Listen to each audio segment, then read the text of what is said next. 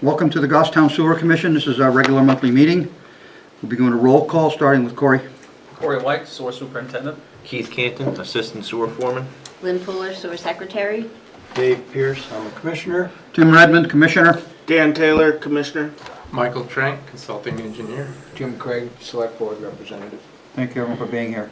We're going to go out of order. We'll start with the approval of the minutes from May 14th, 2024. Motion to approve the 14 May minutes. Second the motion. I have no changes. Me either. Okay, motion's been made to approve the minutes as presented. Any discussion on the motion? Seeing none, all in favor say aye. Aye. All opposed, abstention, motion passes. The next item of business is our public comment section. If anyone has public comment, we'd like to invite you to come up to speak if you'd like. Yeah. We would need your name and address for the record, please. Thomas Jenkins, 54 Warren Avenue, Manchester, or Goffstown, New Hampshire. Thomas Jenkins. Yes, sir. Jenkins. And your address is 54? Warren Avenue. Warren Avenue. Thank you. Go ahead, sir. Just came to put a face to the name. I assume that everybody's heard about what happened to my wife and I on June 4th. We were disappointed with everything that we've heard from Primex. Corey's been fantastic so far. Just to briefly tell the story, my wife went grocery shopping on a normal Tuesday. She had the day off. Came home at approximately 4:30 p.m. to find a geyser in our basement coming from our shower, utilities room, and toilet. If I had to take a guess, I'd say somewhere around 1,500 gallons of sewage, along with everything else that comes with that. Ruined our basement from end to end. It is a total finished space, drywall, everything. Thank God for metal studs, so literally the only thing that wasn't destroyed for the first 2 feet was the studs, all our furniture, literally everything. I would approximate it at around a $75,000 loss.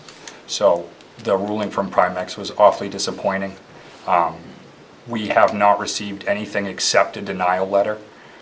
Corey and I have been communicating. He's been fantastic through this so far, but it has been very difficult. So I wanted to come and at least put a face to the name and show that we are human beings and people. If there is any way to come to any resolution or anything we can help to do so, we are more than happy. We have collections of the mediation report, which by itself is $12,570 some odd dollars. So it's adding up very quickly.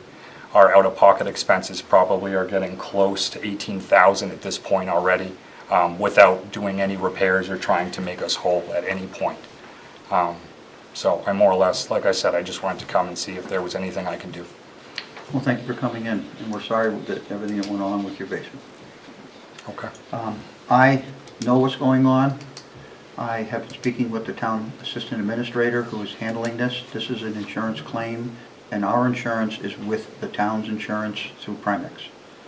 Have you been advised by anyone as to any steps that you should take at this point? Yes, we've met with someone today. I filed a Freedom for Information Act as far as getting the adjustment report because the adjuster refused to give it to me, as well as Primex. We feel stonewalled, more or less. Primex has been put in between the town and us, and we've gotten literally zero information. The only thing I've received is a letter of denial, without reason, without anything, and $5,000 to more or less promise that there will be no suit or no further action. So we've met with several people. We have records of everything we've done, photographs, which I'd show you, but quite frankly, they're horrifying. It wouldn't help. So we are looking forward to every single option we can possibly do. My wife put out a plea on the internet yesterday, which I'm sure has been sent all around the state. I've been talking with multiple people. We have, at the current moment, not followed through with any litigation, but we have been talking with someone. All right, at this time I'd like to invite the assistant town administrator to come up. This is Danielle Basara. She is the one that handles this insurance matter for us, and maybe she can advise you on some steps or what is coming or not coming. Good evening. Hi. At this point, There's not a lot that I can say, other than it is a pending claim. I will be speaking with the commission in non-public, because it's a pending claim, to bring them up to speed on communication that Primex has provided. You do at this point have the option to either accept the offer that Primex has made, or you can refuse it. And as you indicated, you can continue discussions with your own advisors for litigation or other steps that you feel may be necessary. Once the board has a chance to review the information, we'll reach back out to you if there's anything else that we have at this point, but while it is pending, we have to leave it with Primex. Okay. Yeah, I guess my main goal of coming here tonight was to see if there was any sort of resolution or to get to any type of negotiation table, possibly with or without Primex in the mix, or anything we can do to help. We're more than happy to try. Okay. I know we met before when I came on Friday. I was a little bit distraught that day, so I apologize for my quick exit. That's okay. But it has been one heck of a ride so far. Yeah. Where are you living?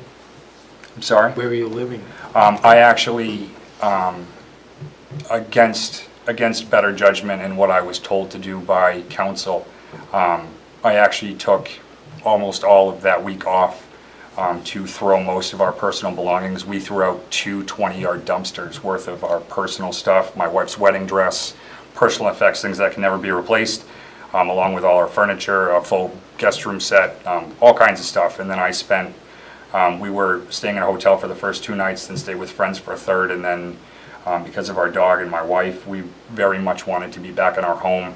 So luckily, the first floor of our house was unmolested by the sewer issue, although things were tracked through the entire house. So I spent probably a good 7 hours, followed by my wife spending an entire day scrubbing the entire house in bleach to try to sanitize it.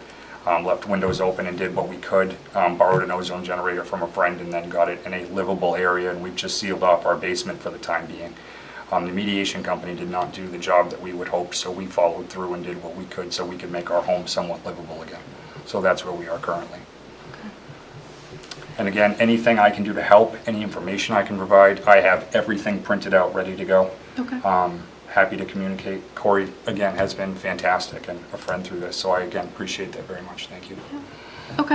So, Thank you, guys. you've given them as much as you're able to give them at this time for where we stand, and... and After we talk further this evening, we can reach back out to them if there's any additional information to provide. Okay. And they have the contact information for David Bullock, who's the assigned adjuster, and Corey has the contact information for the homeowners. Yeah, So we again- can make sure that we get the discussions going in the correct direction. Yeah, again, the most disappointing thing is the absolute lack of information from Primex. Not from you guys, it's just it's almost as if he's reading a script. I've never had a conversation with anybody that is so terrified to let out anything besides the fact that they can't let out anything until either we take it and give up our right to sue or follow through with litigation, and where we would like to land somewhere in the middle. It seems to be kind of in a hard place, so I hope something happens here tonight, and again, if there's anything I can do, I'm happy to help. Okay. Did they provide you a timeline for Nothing. your response? We have literally been given nothing except for a denial letter.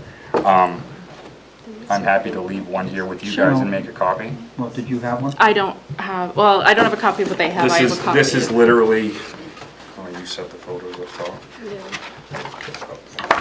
Just want to make sure it's the same thing that I have.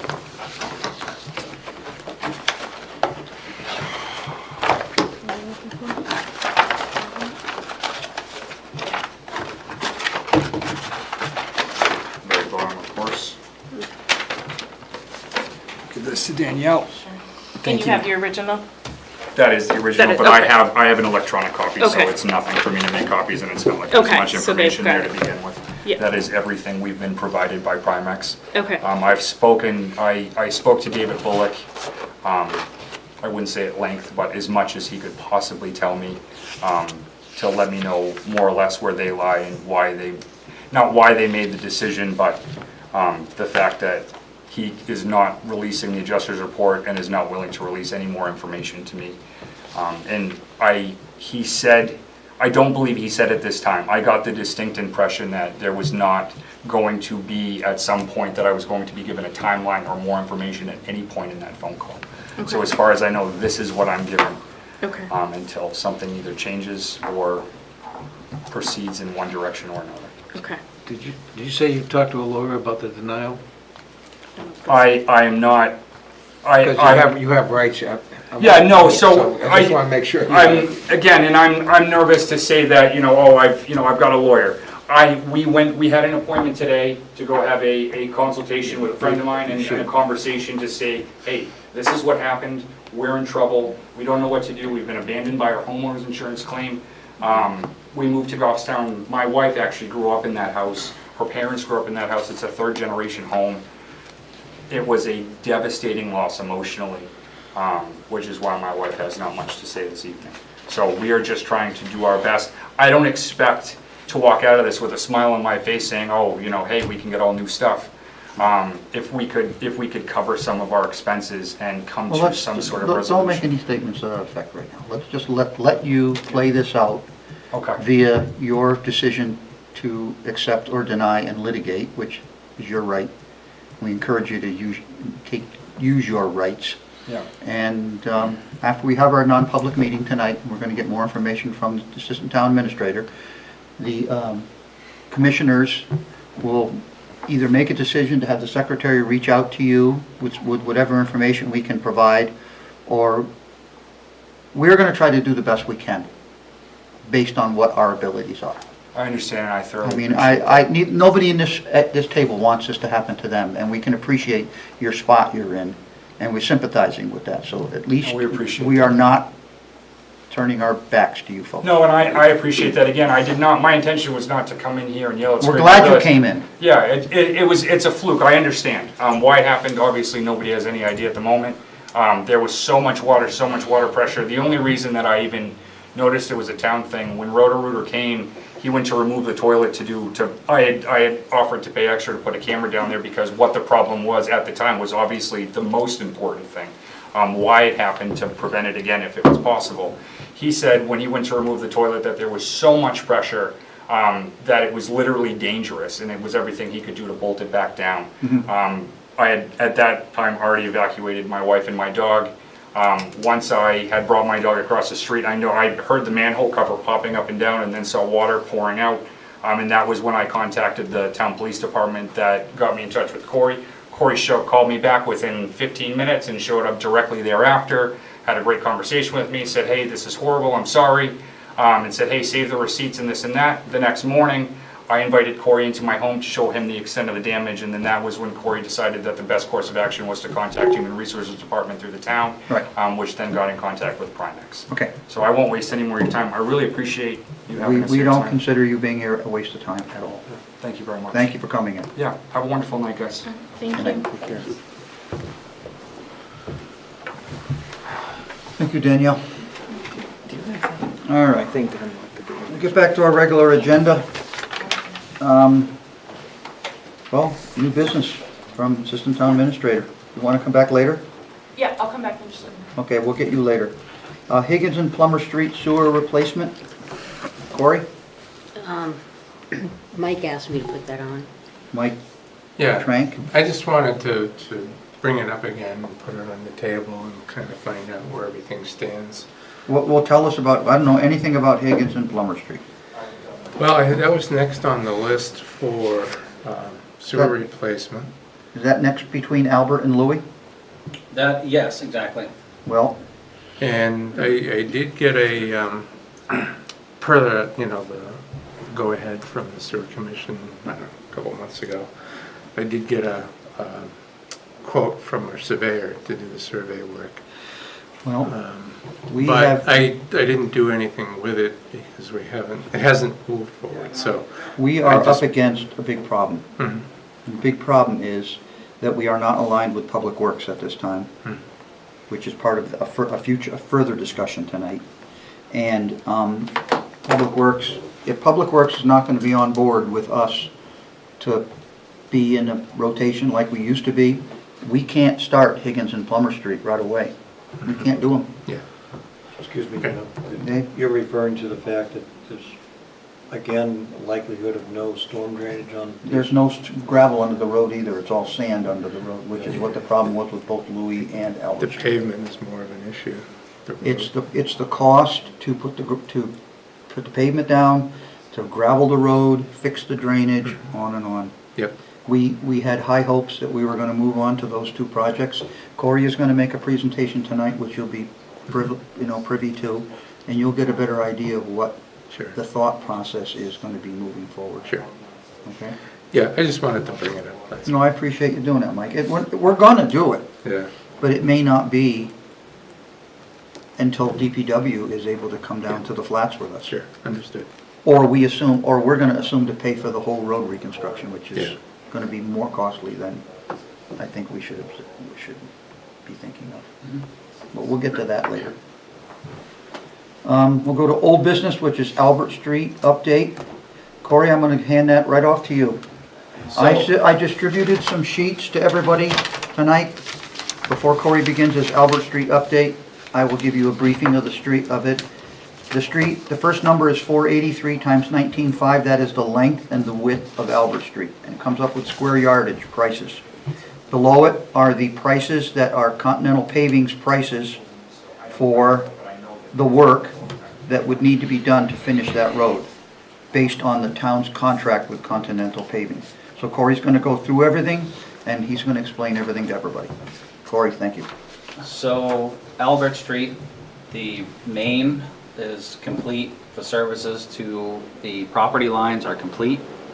There's some punch list stuff that needs to be taken care of, but as Tim brought up, the biggest issue right now is, if Dave saw it and Mike. Explain the conditions, what the present conditions are. So the present conditions of this street are, there's not a whole lot of original asphalt left after they did the main and cut across 5 times. Patch paving just doesn't work. We would be doing a disservice to the people that actually live on that street to patch pave it. And tell them why patch paving's gonna fail. So when you try to patch pave an old street like that, the existing asphalt that would be left behind is all what they call alligator cracked. It's not solid. So when you put solid asphalt against non-solid asphalt, it's gonna break apart. The good stuff will stay, the bad stuff is just gonna break apart and it's gonna make a mess. A plow will go through there in the spring and strip all of that right out of there. And if I may add to that, what you have in those conditions are when you have sand under the old asphalt and you have 12 inches of crushed gravel under the repaired sections, you have what you call differential freezing. The pavement will freeze and raise up in the old pieces and the new pavement will stay down. So you'll end up with a roller coaster of a road. And when that pavement raises up in the wintertime, that's when the plow catches it and tears it out. So just to back up what Corey was saying. And Corey, the main trunk line was not a very professional 5-foot wide trench. Unfortunately, so with that whole this is the reason, this whole neighborhood is nothing but sugar sand. And Tell people what sugar sand is. So, Us it's- construction guys know. It flows easy. yes, it's very loose material when you start digging in it. And they use a trench box to try to, number one, for safety, but the second reason is it holds the bankings back. But with live sand, as you dig, you have to make a hole to get a trench box in. And as soon as you start moving that material, it just falls in and falls in. So even though you make a saw cut in the road and you really only want to disturb 4 feet or 5 feet of the road, that's not going to happen because it caves in And and then the caves pavement in. gets undermined. And then it falls in. So you'll like. The whole lane. The whole lane, you lose half a road. So you take that half of the road and then when they dig across, it's still that same depth. So now you're gonna lose 10 feet again every time you cross the lane that stayed. So you end up with, Maybe 30% of the pavement left. I would say about 30%. I was gonna say, there's like 30% left. So it does not make sense to patch pave it. In the long run, it's probably more costly to try to patch pave something like that than to, if you take these numbers, with the reclaim. Reclaiming is a machine that comes in and grinds all the asphalt up and turns it into a gravel again. And with that reclaim, if you look at the very bottom where there's 50 square yards of 1.5 inch stone, that's actually to mix in with that existing sand. So the materials on the left-hand side and the right-hand side match. So you won't have that differential in the sides.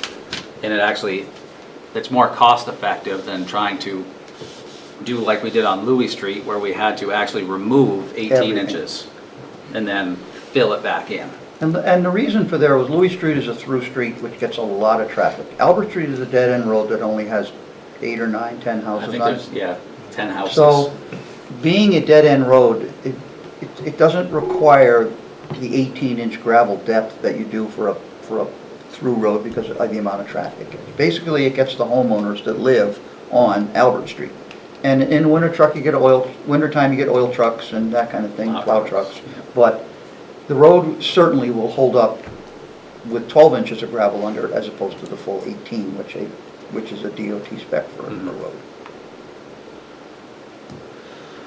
So I'll kind of step in for a moment. The reclaim part of it is to grind up what's there now. The 50 yards of 1.5 inch stone has to be laid out on the side where the pavement exists and after it's been ground up, and then the machine has to make another pass through to blend that down in. So the numbers that you're seeing here are going to be slightly higher than what you're seeing. These are the basic numbers for the square yardage. There's going to be a slight upcharge for the 50 yards to grind it in, but as far as I know, according to Scott Lozana, the reclaim price includes all the grading and the compacting, so it's a unit for everything to get it ready for paving. Now, Corey and I were out there on Saturday morning and we shot the grades on that road. And that road, if you can believe it, from the very end where the machine was parked to Cross Street has 19 inches of pitch on that road. I never would have believed it. But there's 19 inches of pitch on that road. Now that makes it reasonably flat road, but with proper grading on the ditch lines, the water will run out to Cross Street. It'll go slowly, but it'll go. Now, if DPW is not going to be in on the drainage portion of this road, which they have at this point backed out on, we have to come up with some options to present to the DPW director for consideration, because in my opinion, he committed to this project. And we went forward with this project based on their being a part of this project. To say that they can't do anything right now is not right in my book. I don't find it acceptable. We need to come to a compromise to try to get the road put back for the residents. And if they want to go back in a few years and do the drainage, they can go back in a few years and do the drainage. So I've laid out the numbers here for you all to look at. The reclaiming is $3,132, plus an upcharge for when they have to grind the stone in. I don't know what that's going to be. We do know that it takes 160 tons of binder at 2.5 inches at the town's price of $92.50 a ton. So it's just shy of $15,000 to put the binder on that road. The top coat is $8,970, around $9,000. To tie in all the driveways, we came up with a fat estimate of 55 tons of hand method paving, around $6,000 for that. Around $10,000 for that, excuse me. And the only thing that's not included in here, Corey, is the removal for the tie-ins.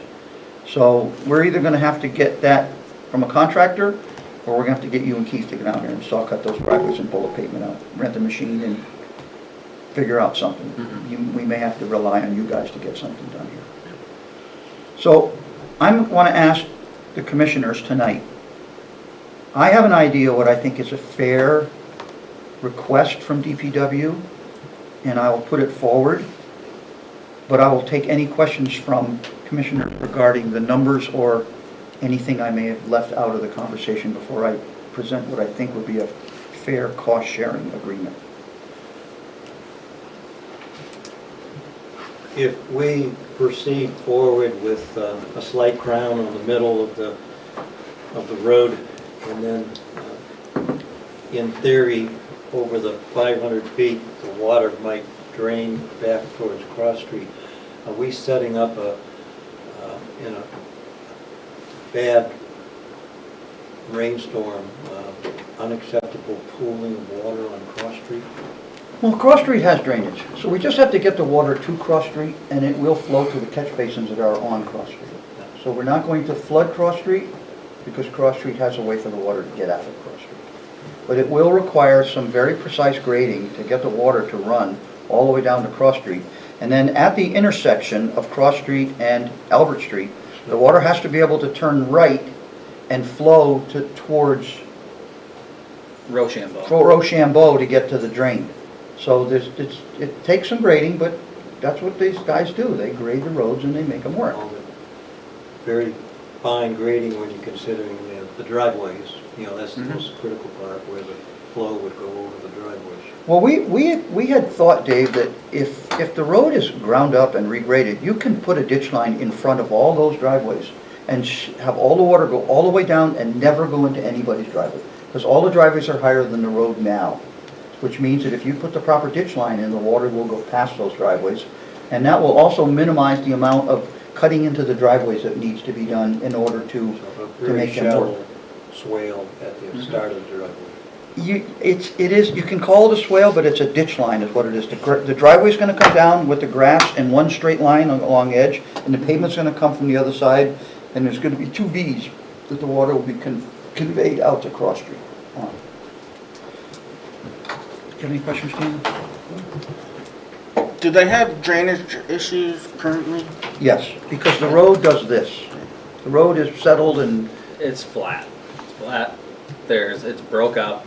There's a puddle at the end of the dead end of the road that can be easily taken care of with reclaim and grading and get that water to actually push down. We've dealt with it for years. I extended the road down there to try to help get rid of some of the puddling and issues. so what I would like to do is I'd like to ask the DPW, with the permission of the commission, I'd like to go and meet with DPW director. I will make a fair share presentation to him. And if he doesn't want to do the drainage and disagrees with what I think we should do, which is to grind the road, grade it, and let the water run out, then we're going to be back to square one as a commission, and we're going to decide how we're going to handle this. I know the drainage was expensive for the town to put it in. They got a price from the contractor to put it in, but we have to do something for the people in that neighborhood. We cannot leave that road the way it is and patch it. I would throw a fit if I lived on that road. So, in my mind, the first number is the reclaiming number. I would suggest that we ask for a half share with us and a half share with DPW. So we'd have to split the cost of the reclaiming. I propose that the sewer commission pay for the binder. The $14,800 for the binder for the 2.5 inches of binder to go in there. I would suggest that the DPW pay for the top coat, which is half the price of the binder. I would suggest that the sewer commission pay for any of the handwork, because the driveways are directly related to the sewer work, because everybody's driveway was affected by what we did. And I suggest that DPW pay for the 50 yards of stone that would be needed to reclaim into the pavement. So, in my mind, I would ask the Public Works Director to pay for half of the reclaiming bill, pay for the top, and pay for the stone. Now, if the Public Works Director wants to get the drainage in, let's say next year, we could certainly agree to do everything that we need to do and then put the binder only down on the road, and they could live with the binder for a winter. We do that all the time. So, with the permission of the commissioners here, I'd like to go meet with Adam Jacobs and see what kind of a fair share agreement I can get him to agree with. I support your initiative. Unless my math is wrong here, everything adds up to about $36,000, and your 50/50s add up to $6,000. So you're effectively asking him for $6,000 out of a $36,000 bill. Mike, do you happen to have the More breakdown than on the project with you by chance? I don't have it, well, I take that back. I might have it in the email you sent me today. I was Oh, wondering that's what right. what was our paving budget for the patch paving? Actually, I do have I mean, a simple Comparison. trench paving. Yeah, I think we had a number in there for the contractor to patch pave the road. I think it was like 36 or 38,000. That's what I'm thinking it was. It was in the 30s. Now, what did you say the total came to, David? I didn't add it up. Well, I added up all those figures, and it's 36,500. So, So for, I'm confused, the top, would that be split too, or? no, we No, yeah, we you would didn't pay for do the that, base right. coat and the Right, DPW would pay that's for what the I top. thought, so it's Yeah. more than, that. 6,000. So the DPW is getting the better deal in this Yeah, cost no, I sharing. just wanted to be clear, because I heard you say they would pay that, not split it with us. Right, the way Right. Dave's numbers, he calculated it No, I don't, 50/50. I understand, no, Yeah. Dave just said that it's at a 50/50 deal. They're getting a better deal, which is fine with me. Yeah. What do you have, Mike? yeah, in the original bid, there was 20,000 for the base course, and then another 12,000 for the wearing course. So 32,000 was the patch And then there was paving. another 3,000 for driveway. 3,000, so it's 35,000 for the total. And what is that total number you had there, 30, what? Well, your numbers in ink, Add up to? I don't have an adding machine, but Close, yeah. add up to 36,500. So we're within $1,000 of our budget. But that doesn't mean that the sewer commission can't get a better price than we bid for it. I mean, we don't have to pay for the whole thing just because we budgeted and the numbers worked out. So I'm gonna go see Adam. I just have I don't need a voice, but just a. How much do you think the stone was gonna cost? I don't think the stone, 50 yards of stone, it's $20 a yard delivered, it might cost them $1,000. $25 a yard would be a little more. Because DPW doesn't even have to handle it, because I believe they could get stone from the people that bring it to the Public Works yard and dump it for them, and just have them bring it straight to Albert Street, deliver it to Albert Street, and not have to dump it and rehandle it. I just paid my sewer bill today, if that helps. Thank You're a- you. You're a champ. All right, so, yes for you, David, I can speak to, yes, and yes for you? Okay, I'll talk to Adam this week, and I'll see if I can't report back to you guys. Let's do this, let's have a motion to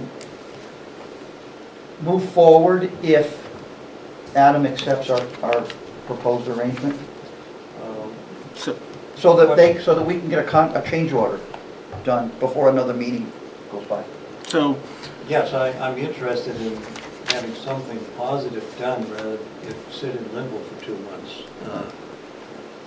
so half of the reclaim for DPW, Yes, all the top for DPW, yes, and all the stone for DPW. that's correct. That's gonna be like 12,000, Okay, rough. yeah. And then our share is half the reclaim, all of the binder, and all of the handwork.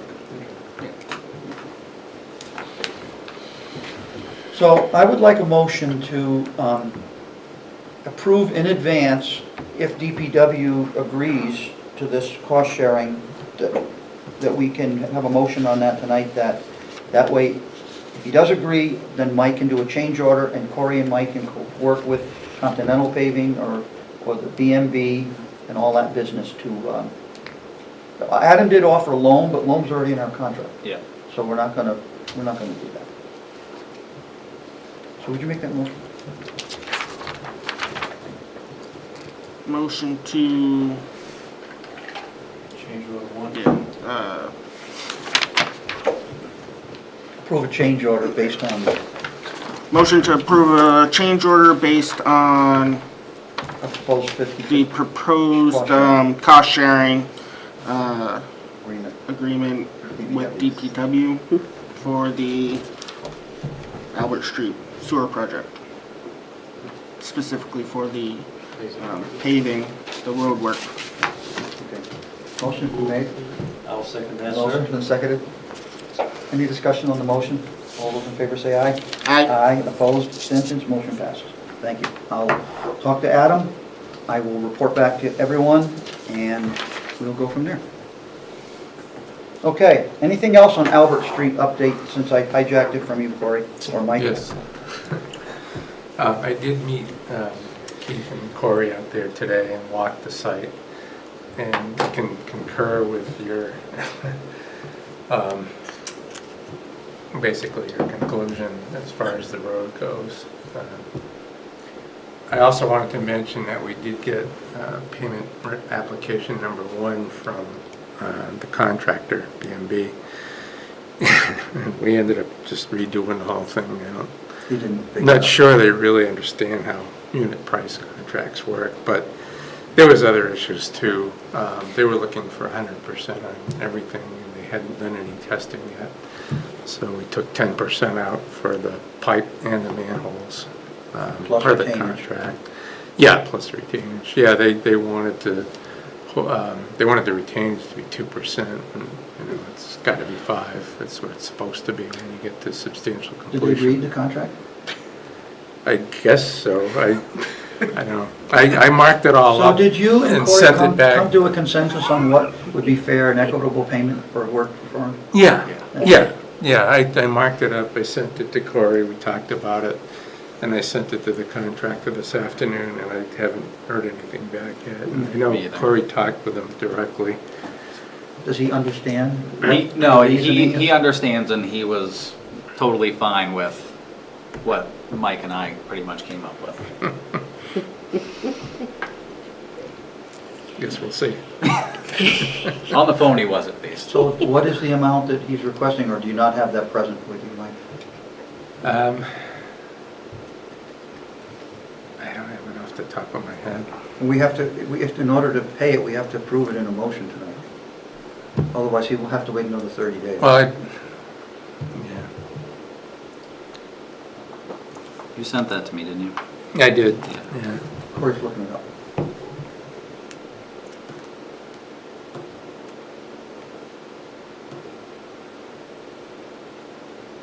Is this disbursement number 1? Yes. Payment number 1? Yes.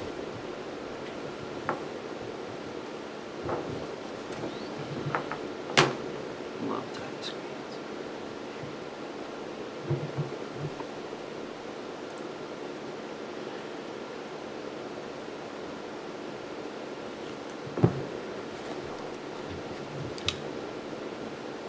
So the eligible amount due to date per this payment application would be $165,323.75, What's the total contract, Mike? $246,050. So there will be 80,000 Yeah. withheld at this point. Yeah, that's the balance, yeah. Now, that total amount, did that include the paving that we're going to be removing? No. No, there's no paving there. No, I mean, it was in a bid. I mean, he's not based it off his bid, is he? The payment, or the payment? No, Unit he's- item. he didn't include any paving in his Okay. payment application. So you're looking for a motion for the 165, 325, 75? No, 323. 323. 323, I read it. Dave? Yes. A motion for the Albert Street contractor to receive his first payment as he's requested in the amount of $165,323. That's the amount after retainage. And, okay. But that's what you're looking for, the Yeah. 169, 323, 75.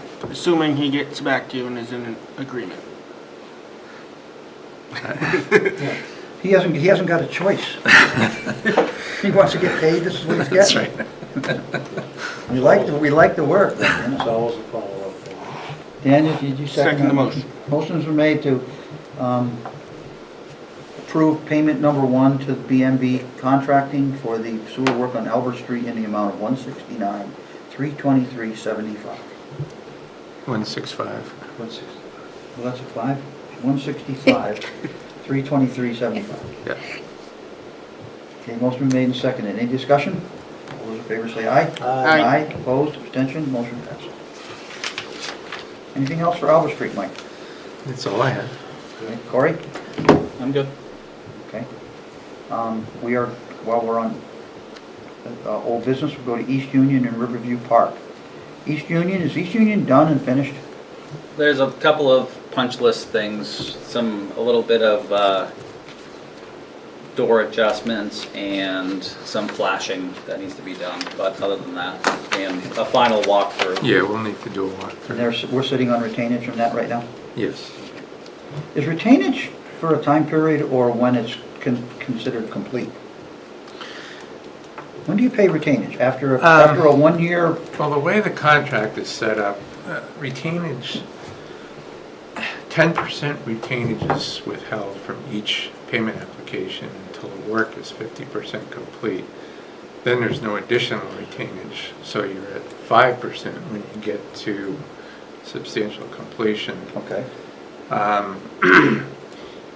If we concur with substantial completion, then retainage can be reduced to 2% from the 5%, And then, plus the value of any outstanding punch list work. okay, And then that 2% retainage is held for a 1-year warranty period. thank you. That's what I was trying to get to. Thank you for explaining it clearly.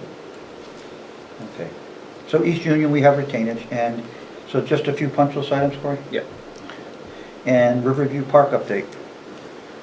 We were out there today too. Apparently the crane operator was on site recently, and so he met with Corey and Keith and looked at access to get to the pump station. It looks like some of the arborvitae trees may have to be trimmed back. Which is what you said. Yeah, a couple of them might have to go completely, because once we take one piece off, it's gonna look stupid. So we We'll might have to plant new ones. yeah, we'll probably end up just taking the 2 right at the fence out and planting new ones. So that's a crane operator, he's a separate contractor from Shea? Yes, she hires them. I'm not sure who the crane contractor is though. Was the general contractor out there too? No, just the crane operator went out to look. Okay. And what are we on timing with this? Where are we? I think the building's coming either the end of this month or the beginning of July.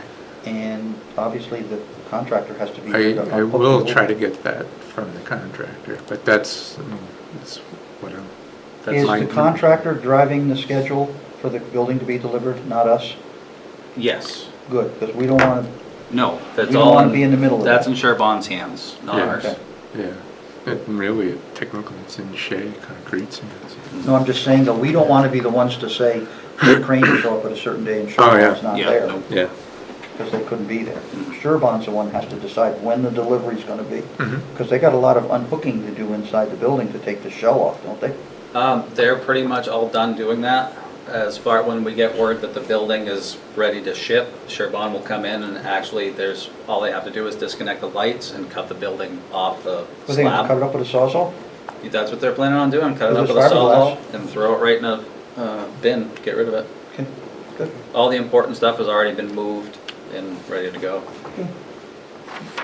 Questions for the guys on Riverview Park?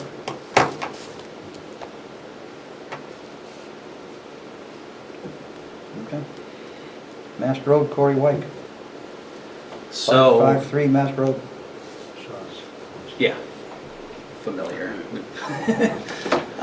So as we've talked about in the past, 553 Mass Road, they're not really great at maintaining the pump station that's there. So there's been issues with it not working and then backing up. So DES was notified. Backing up and coming out the sewer cover and running into the storm drain and running down over the bank into the woodland. So me and Dave actually went out, and Dave was curious as the whole layout of the place. And they had figured out that it was an electrical issue, but it hadn't been dealt with. So apparently over the last probably week or so, when Dave and I showed up, they had actually fixed the problem. They actually jackhammered up the parking lot and put in new conduit. And, All new electrical. All new electrical. Exterior to the building. and do you think that it anything to do with the fact that DES was involved? I honestly, no, I don't. I think it's more because there was a lot of they actually employed an electrician on site that's there all day, every day. And there was miscommunication between the owner and the electrical staff of what the issue was out there. So involving AAA Pump, who maintains that system over there, For them. with them getting in the mix and saying, no, it's not the electrical panel itself, which was already replaced, it's brand new. It was actually outside the building, come to find out. They were able to get a hold of the electrician for the property. And when he got involved, he's like, they just told me, like, the panel inside was in, so that's why I changed the panel. He wasn't aware of the issue outside of the building. So at this point, is it repaired? It is repaired. Good, so I'm glad that happened. I'd like to think it was a little outside pressure, but timing was just good then. Okay. We're going to go backwards now. We've concluded our business. Your timing is excellent. So Deputy Tax Collector, Assistant Town Administrator has something for us. Yes. So for that particular discussion, I actually wanted to bring the idea to the commissioners. The tax collector is interested in offering the deputy tax collector role to Lynn. Currently, the two of them are sharing duties to cover each other if somebody has a doctor's appointment or if Lynn's out on vacation. The tax collector handles payments, final calculations for closing companies, the liens, deeds, all of those things. And Lynn has done the same for the tax collector when the deputy tax collector is unavailable. So if both the tax collector and deputy tax collector were out of the building, Lynn would cover for, an hour-long lunch or something. And at this point, we were notified that our bookkeeper, who currently is the appointed deputy, has given her notice, and her last day will be this Friday. So we will need to appoint a new deputy, and the tax collector was wondering if she could recommend Lynn to the select board. There is a stipend that Lynn would get each week, and Lynn has said she's interested in exploring that, but she didn't want to accept such a recommendation without discussing it with the commissioners because it would be during her regular hours. So I wanted to be available tonight to inform you of the idea, answer any questions you might have, and see what your thoughts are. Your time to talk. I was concerned about time, but I've been doing it a lot anyway. So it's really not something that's going to take up a lot of extra time from what I've already been doing. Let me ask you this, if the tax collector is off for the day or on vacation, does that mean Lynn has to be in the tax collector's office that whole time? No. How does it work then? It works through the same software program that Lynn uses, Munis. It's the same financial platform. So if the tax collector is out, they put a sign on the door that says, go down to the sewer department, room 210 or whatever room number it is, and she can look everything up right on her system from her desk. Same login or different login? Same login. She's in the system the same way. It's just looking up the map and lot. I've pretty much done it. I mean, the deputy tax collector was out on medical leave for a while, and the tax collector was out. It's not a huge time-consuming thing. It's just like when they're coming in and paying the sewer bills. That's pretty much all I'm doing is collecting her tax payments or maybe answering some emails. What does your present deputy tax person do? She's our bookkeeper in the One- finance one of the office. bookkeepers, Okay. Yeah, and so when the tax collector's out and she's covering, they actually put a bell out. If I They- were to believe the Yeah. union leader and Mr. Horn's comments and the union leader hiring municipal employees is kind of tough right now. It's very difficult right now, and in this particular case, under the law, we need to appoint somebody. We need to have someone named. I can't do it. I used to do it, but I can't because I'm currently the treasurer. So the treasurer is not allowed to have a dual role with the deputy. In a pinch, if something happened and both the tax collector and the deputy were out, as a treasurer, I can, collect a payment or something, fill in an emergency. But for any official action, such as liening or deeding, it has to be signed by either the treasurer or by the tax collector or the deputy tax collector. So the only pitfall I would ask you about would be, in the event that the tax collector were to quit or move on, what would happen then? What would Lynn's responsibility be then at that point? So at that point, we would partner with Lynn or whoever the deputy is to ensure that day-to-day operations continue while we find and hire or appoint a tax collector. And that could take months. Potentially, but it's finance that typically picks up that Role. intercepts that role. So Lynn would be assisted in the event that Oh, the tax yes. collector was to walk away. Yes, we did have, for instance, an example, a couple of years ago, the tax collector was out on maternity leave, and it just so happened to overlap with the liening, which is an official tax duty.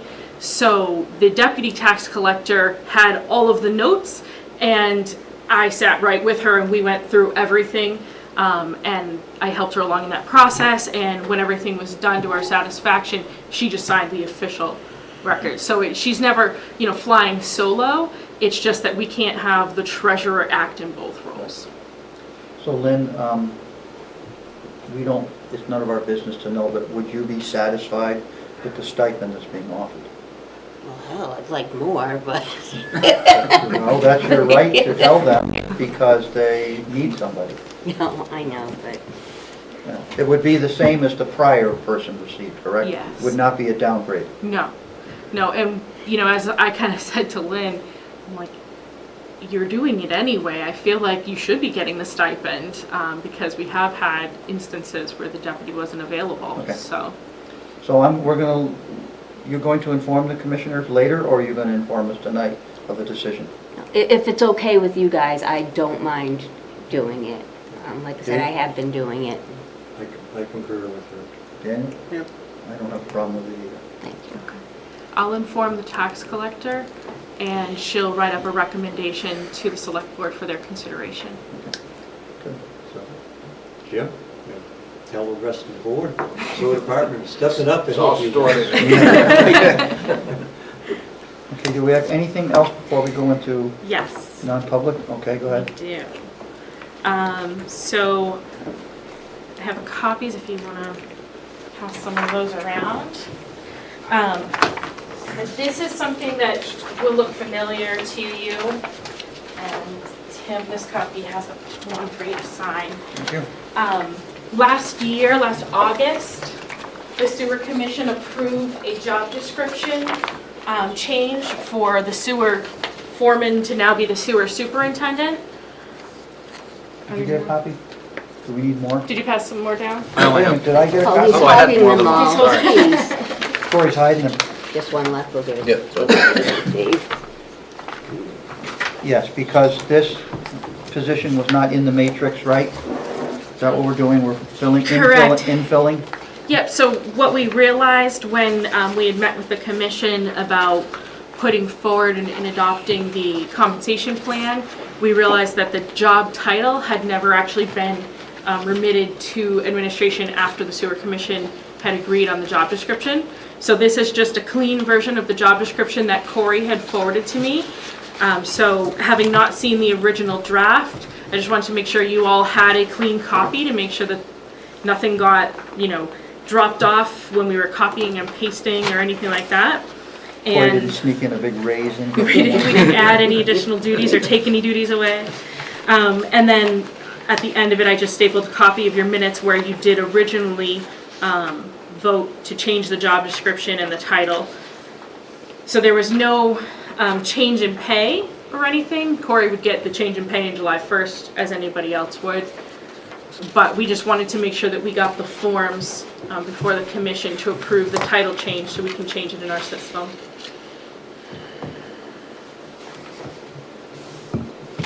And you found, you obviously, this is good that you're able to find the minutes where we approved it. That's Yes. good. Yep, Lynn located those for us.